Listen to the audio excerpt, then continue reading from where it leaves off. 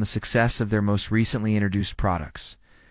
They also talked about the next generation of products they plan to launch and gave us an incredible update and insight into the company's performance in the most recent quarter and what they expect over the next few quarters and next few years.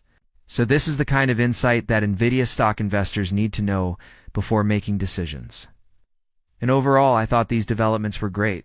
And so you might be thinking, well, if I thought they were great, then how come the stock price didn't increase following these earnings results?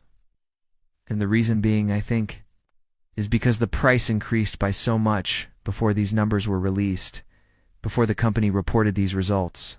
So investors anticipated that the quarter was going to be really good, and they bid up the share price. So when the numbers came out, there wasn't much to react to, because investors already reacted to and anticipated the upcoming performance. And so the price, if you notice, the price is up significantly over the previous few months. That's why I think the reaction was relatively muted and the price didn't increase. But let me share with you the great news in this video. So one of the things I'm paying close attention to is NVIDIA's launch of next-generation products.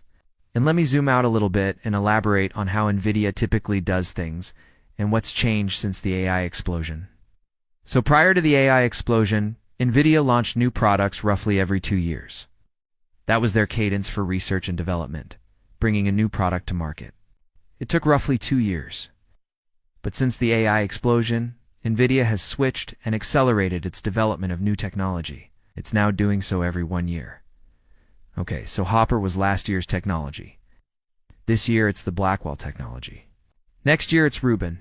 So given the acceleration and the timeline of production of new products, there's a risk with that. And I've been paying close attention to, can they do this? Can they basically double the speed of product launch? Can they do so successfully without major hiccups and without major downside? And so I've been happy to hear and see that production is going smoothly, and they said, Rubin remains on schedule for volume production next year, and the management team said that they're on track with their pace of annual product cadence. So it's been a few years now since NVIDIA started this annual production cadence, accelerated from the biannual production cadence, and things are moving along. And so we have a couple of years of data here to suggest that NVIDIA is not going to face any major setbacks as a result of the accelerated timeline, and that's great news for investors, because an accelerated timeline means that it's iterating on its products. It's developing new products annually instead of biannually, which is creating significant demand from their customers.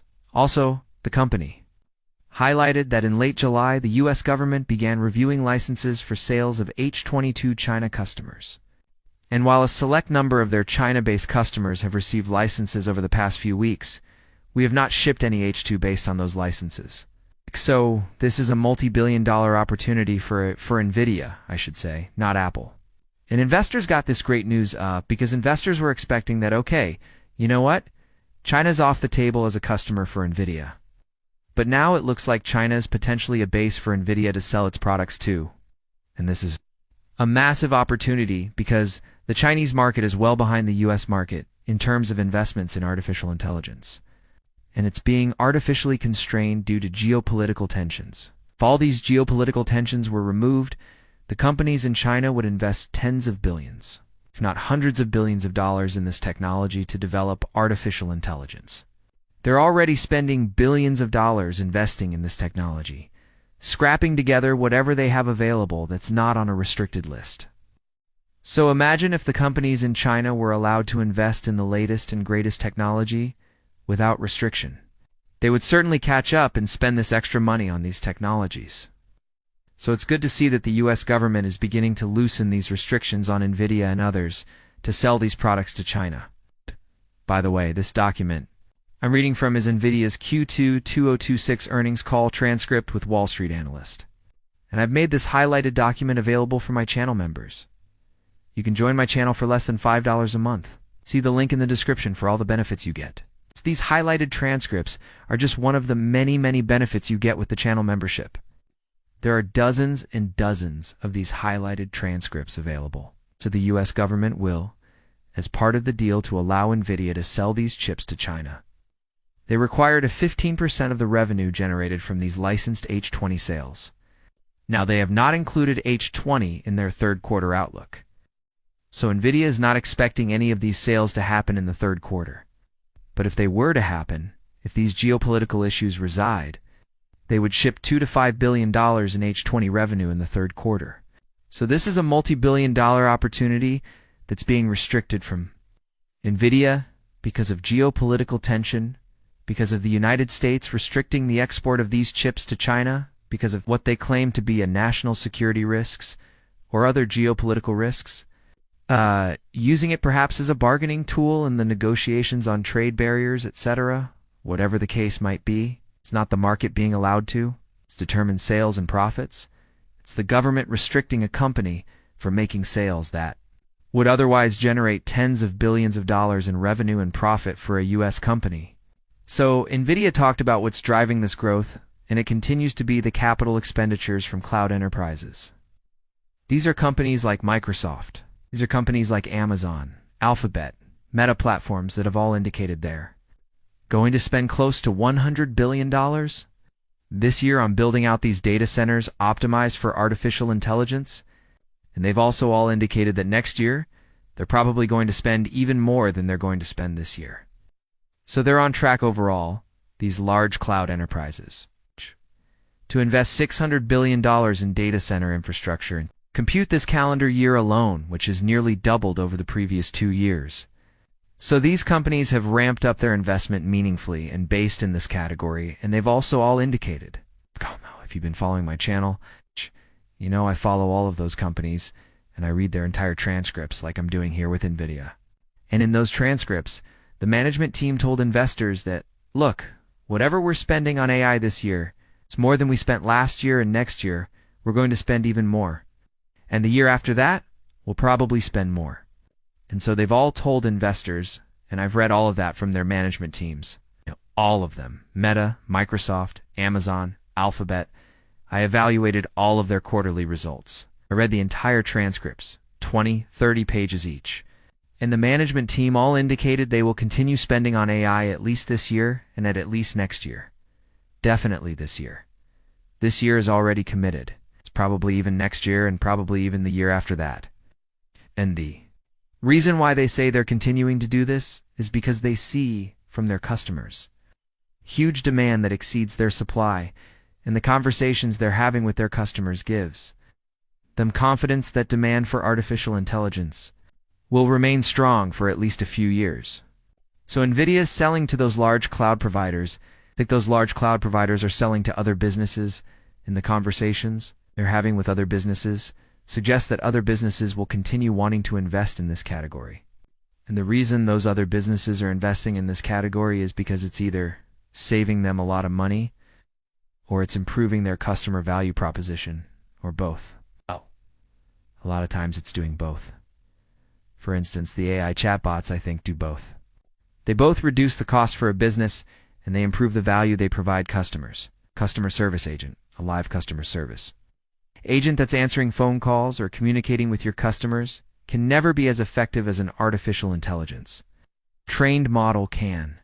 That's because a person can take so much time to train an individual on your company's information, and they're not going to remember that information. So during the conversation with your customer, they're going to have to go back and look up information. And that conversation, answering that customer question, might take 10 or 20 minutes in a conversation. Whereas the AI chatbot can answer that customer question in less than 30 seconds. Or maybe a minute if there has to be more back and forth. So the potential is there, and businesses are seeing the improvement. So they keep spending, and that's likely to continue for at least another few years. ARI, I gotta ask you about the stock. It has been such a wild ride. He joined the S&P in September. But even before that, people who understood the business jumped in and said, we believe in it. I mean, that's got to feel really, really good almost. I guess a little bit like the world has woken up to something you already knew, and quite frankly, we already knew because you've been coming for about 3 years. Look at that smile on Alex Karp's face. It's great to see now. Watch Alex Karp leave. This Fox News anchor, completely speechless. You seem to know it early. One of the few people who invited me on when I was a pariah. which was about 18 years of our 20-year existence. Yeah, look, things are good at Paler, we said. We said that the world is moving to software first, which no one believed. We said the way to build products is the way. We did it, which no one believed. We said that you had to go back to what's now called kind of first principle of what an enterprise should do, not what an enterprise thinks it should do. We believed in meritocracy and hiring the best people we believe.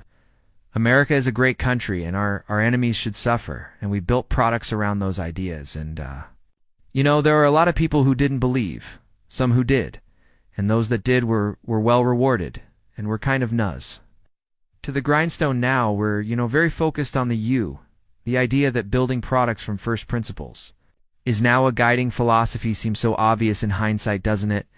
But at the time, was it simply a refusal to compromise? Or was it a deeper vision of how software should fundamentally change the world? Us is doing very, very well for us. And I think in general, and it's a good time, it's a great time of Paler, and maybe not so great for our doubters.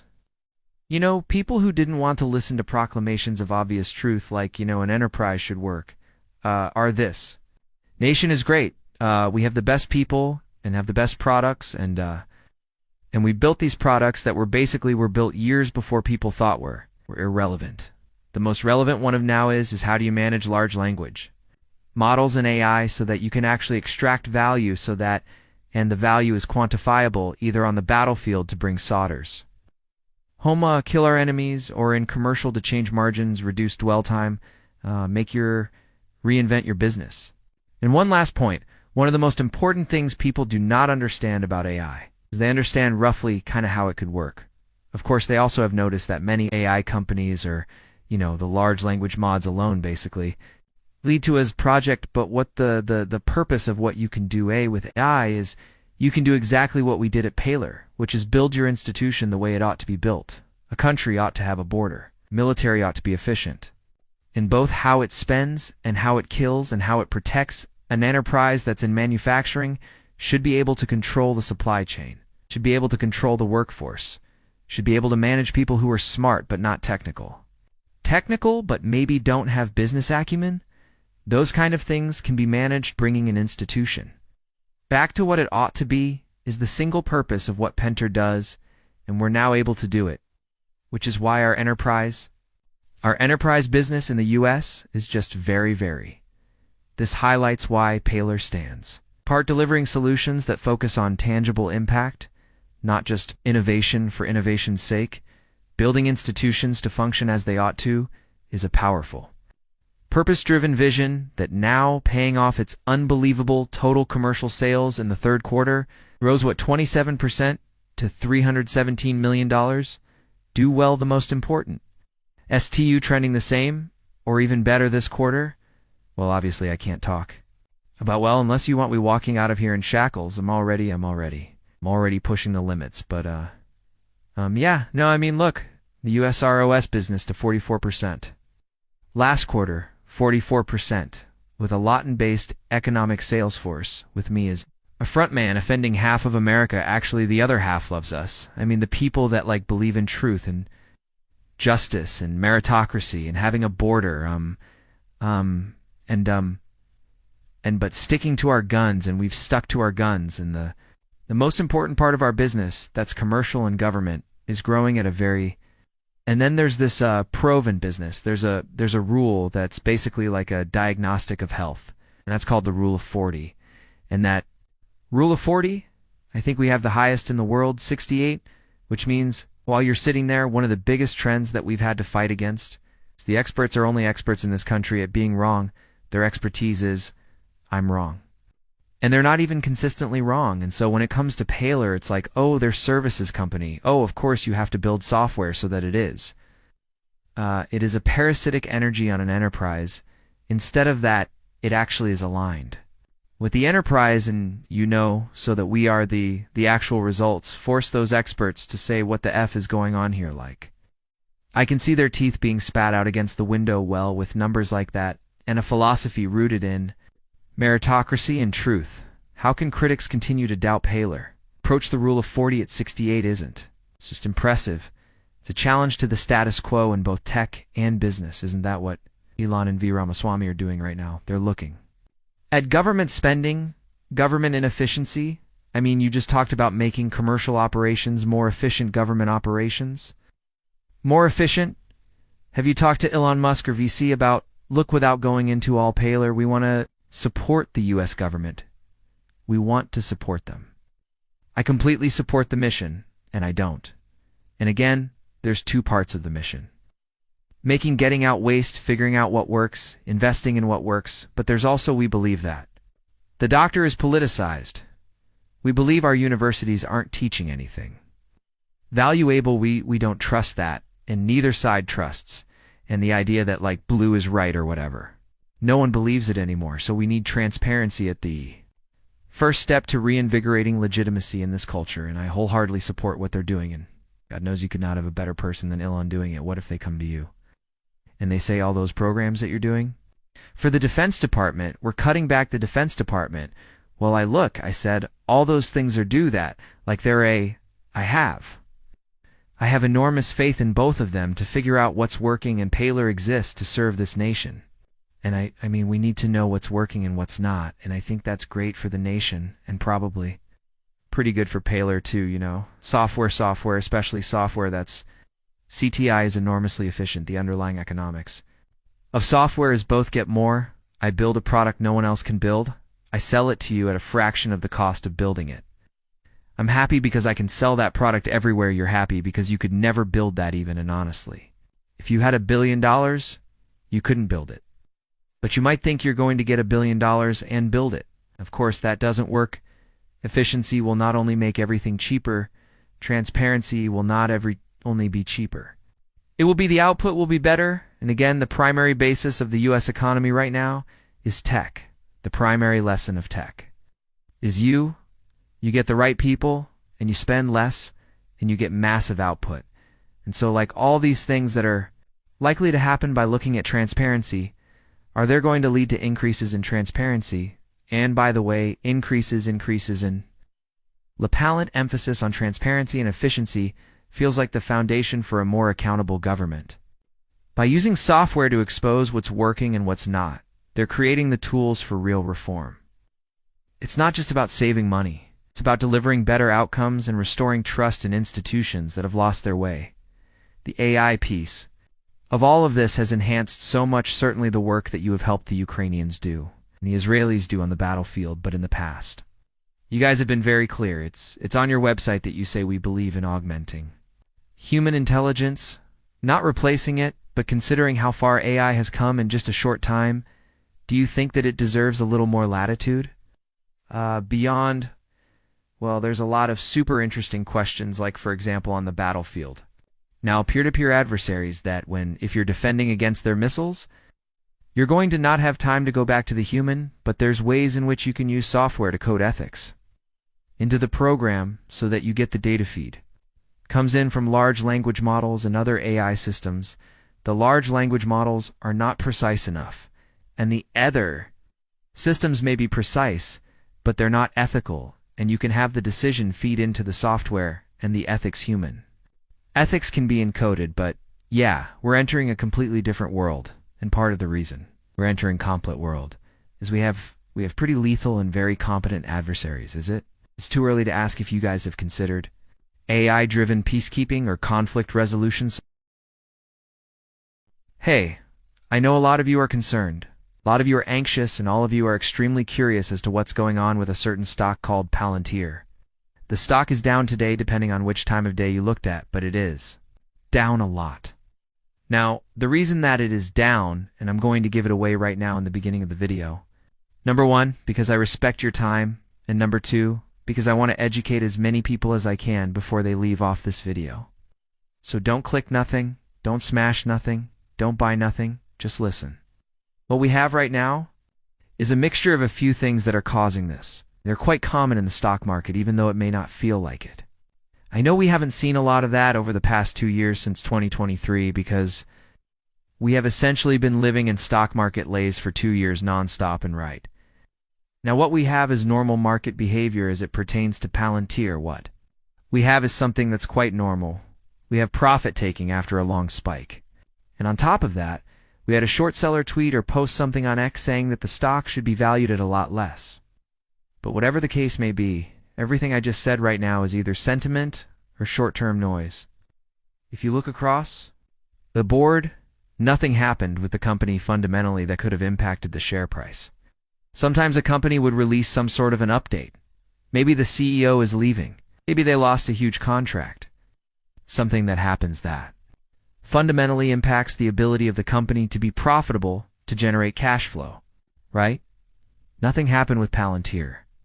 What you have is profit-taking and a little bit of negative sentiment, negative noise. Well, basically, from what I gather, we have a short seller saying that because OpenAI is worth $500 billion, then Palantir should be trading at about $40 per share. Everybody basically took it as a good sign to start taking profits. Now, I'm not against taking profits at all, and I'm going to talk about that in a second. But I will say that, in 2016, actually on December 28th, 2016, about 9 years ago, we had the same short seller's Citron research post on CNBC saying that NVIDIA is overvalued and that it should come down in price, etc., etc. And that's a fair perspective to share. I'm not hating on Citron research, and then it's definitely within their right to post their opinion about stocks. I don't mind whatever happened in 2017. I don't know, but the one thing I know that once this tweet came out in 2016, December 28th, 2016, since that tweet to current time, NVIDIA share went up 100x, almost 100x now. The stock maybe dropped or plummeted, and maybe it didn't. I don't know, I didn't check what happened on that particular day or that particular week or that particular month. But all I'm saying is that you have always negativity. You would always have, short sellers saying that this is a bad stock, bears who's saying that it's overvalued. There's always going to be some noise, right? That noise is short term. Over the long haul, if the company has very, very strong fundamentals, and no doubt NVIDIA had some very strong fundamentals, right? The fundamentals beat out the noise. So if you just ignore that statement back in 2016 and just held NVIDIA for the next 9 years, you have 100x your money. Not bad, right? And again, no hate to sit on research. Honestly, don't mind. I think we're all entitled to our opinions, and we shouldn't be living in an echo chamber. And also, I didn't think they said anything disrespectful. But it's within their right to think that the stock is overvalued, right? But as a long-term investor, I'm never going to base my investing decisions based on what other people think about the stock, with no offense to said other people. I'm the first to say that short-term the stock price right now may be overvalued, may be overhyped. The valuation right now is absolutely wild. I've been on record saying this multiple times. In fact, I've been saying that if you are sitting on a huge amount of profits with Palantir, now in the week ago and 2 weeks ago and 3 weeks ago for about a month, I've been saying, hey, this is a good time to trim a little bit. If you've made a lot of money in Palantir, this is a good time to trim and secure some money, just in case, as an insurance policy. And of course, the soy boys on social media were angry at me for saying that, saying, well, Tom, the stock has went up a lot since you said this. You said this back in the 90s and 100, 110, 120, because this is about a principle. The principle is, if a stock is richly valued, and if there's an insane valuation and you're up a lot, it's just common sense to trim a little bit and buy some insurance. Why not? And in the case of Palantir, I've been on record in getting some. Hate that saying, hey, not a bad idea. I never thought we'd be at almost $200 in 2025 with the stock price. I'm not going to pretend like I knew this is coming this year. I always say it's a $500 stock. I now think it's probably $1,000 stock, but I have nothing but patience.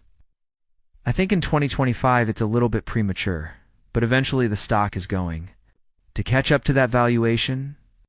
But just like we had back in February, in February, Palantir dropped 50% and then it recovered. It's a very volatile stock. Now it's down 7%. Well, it's up 400% over the past year. It's up 1,600% over the past 5 years. No stock in the world just goes up endlessly in a parabolic spike, while stocks correct and Palantir is part of it. Isn't it drop another 7%? I don't know. Is it going to drop another 17%? I don't know. Is it going to drop another 70%? I don't know. Is it going to go up another 70%? I don't know. I'm not here to predict and time the market. Now, just as today's noise is coming out, today Palin announced they just signed a new deal with Fujitsu for $1 billion. Of course, that got drowned out in noise because who cares about fundamentals when you have drama, right? And of course, social media is flooded with all the haters of Palantir who needed the win desperately because they've had a really tough year. So now that Palantir is down finally for a day, they're celebrating all over social media, and let them. I honestly don't mind. It's actually very entertaining and spicy. I love it. I think that Wall Street is going to join the bandwagon as long as Palantir is in the red because they don't understand it and they've never understood it, and that's fine. By the time Wall Street gets Palantir, it's going to be too late, just like they did with Nvidia, right? I think that Palantir is on a very, very short list of a very few companies that are elite, that are game-changing. Not a lot of these companies out there, and I think Palantir is priced accordingly. Now, I've always ignored the share price when it was $6, when it was $60, and it would when it was $190. I never paid attention to the share price.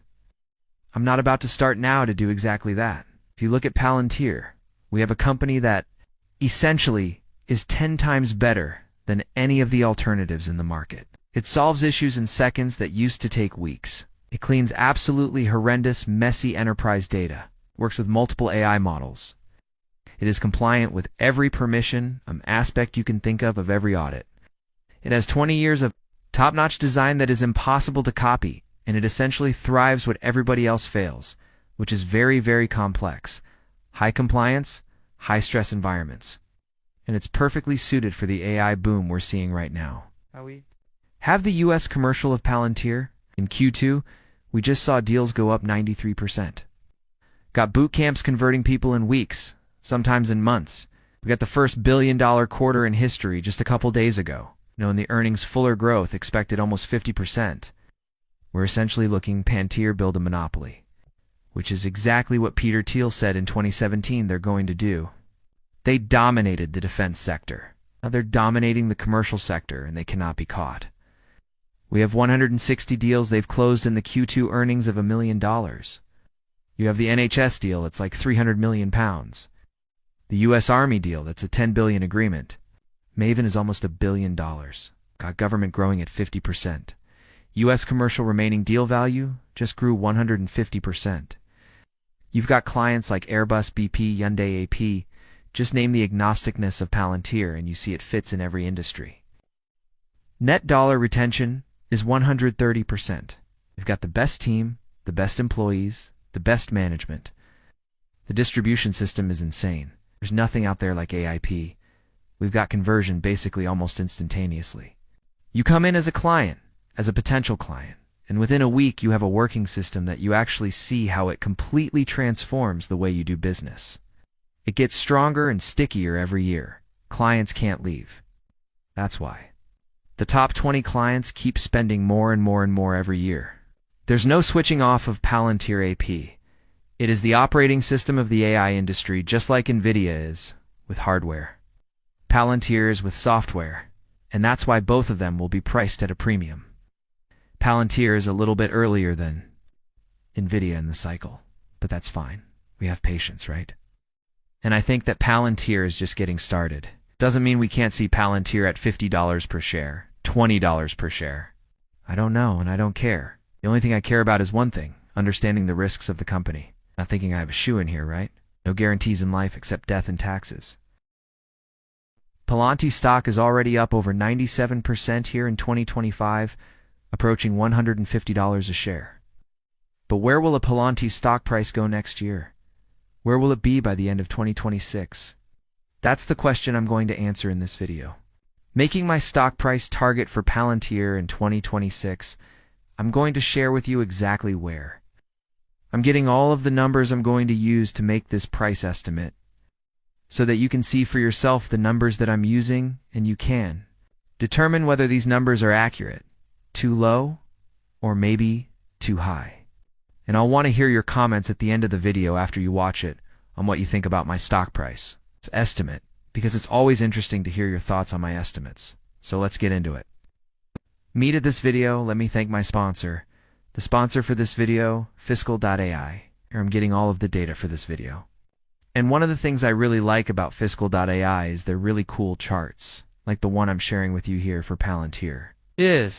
This is the return on invested capital going back to 2020, and you can see the huge increase in Palantir's return on invested capital.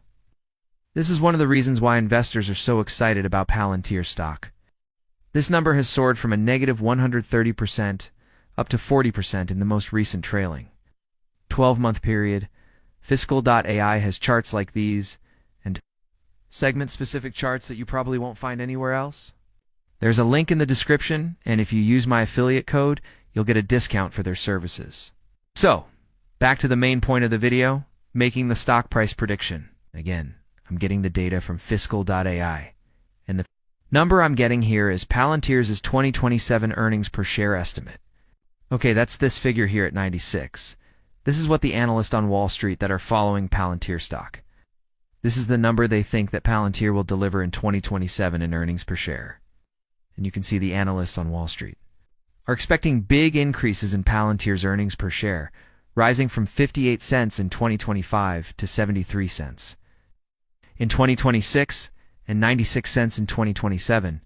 Palantir's earnings are rising excellently as the company's been able to keep their cost under control, while revenue growth has accelerated in recent years, as they've retained existing customers and added new customers, and especially their enterprise segment is growing very nicely, and that's a bigger opportunity in my opinion for Palantir compared to its government opportunity, because there are limited government institutions, but there's a huge amount of enterprises worldwide that could benefit from utilizing Palantir services in their everyday operations.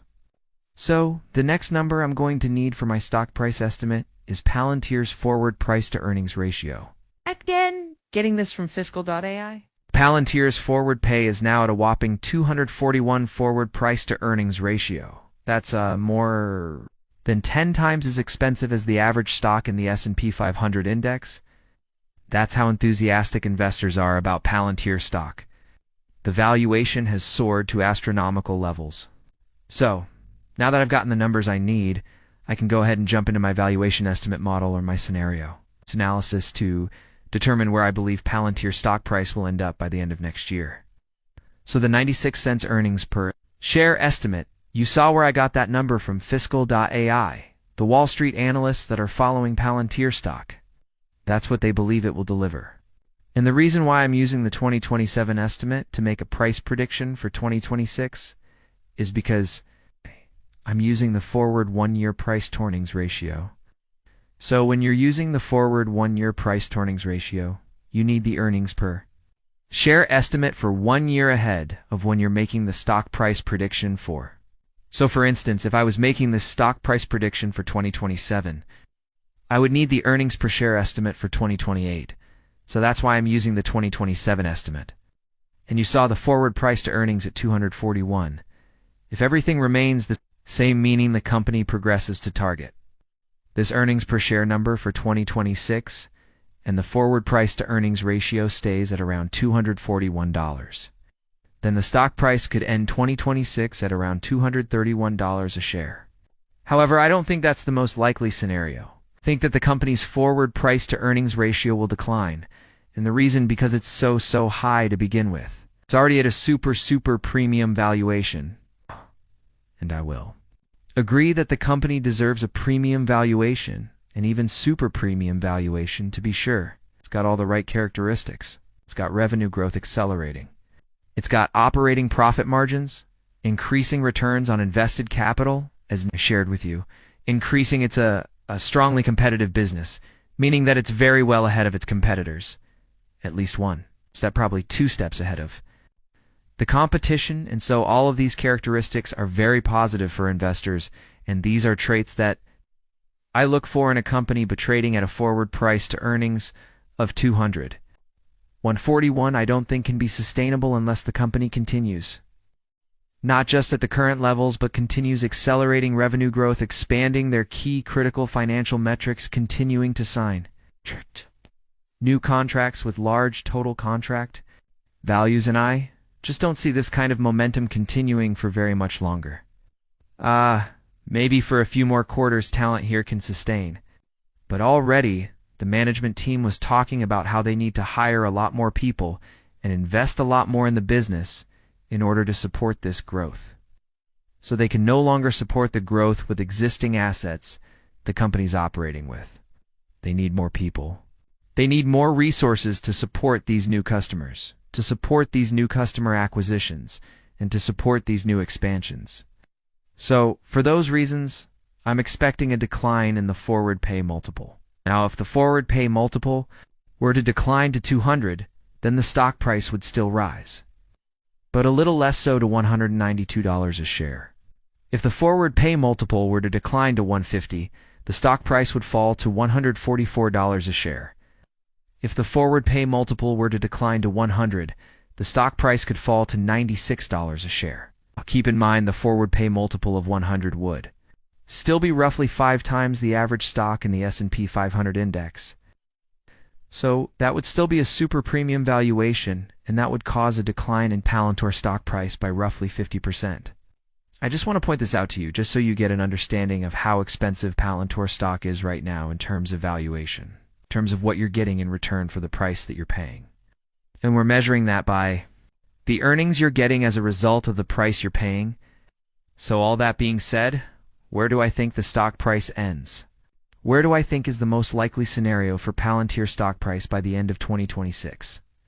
I think the stock price increases, but not by all that much.